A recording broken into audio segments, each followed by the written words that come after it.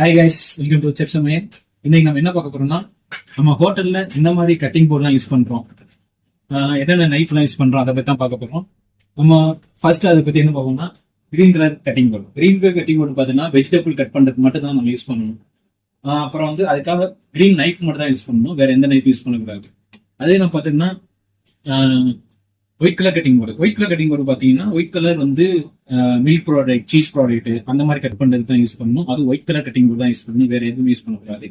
அப்படி பார்த்தோம்னா நம்ம அடுத்து brown colour cutting board. Brown colour cutting board வந்து குக் பண்ண மீட்டு அது எதாக இருந்தாலும் சரி, அதுக்கு மட்டும் தான் நம்ம யூஸ் பண்ணணும், வேற வந்து எந்த இதுவுமே யூஸ் பண்ணக்கூடாது. அப்போ அடுத்து red colour cutting board. Red colour cutting board நம்ம எதுக்கு யூஸ் பண்ணோம்னா ரா ஃபுட், ரா ஐட்டம், ரா மீட்டுக்கு வந்து அது யூஸ் பண்றோம்.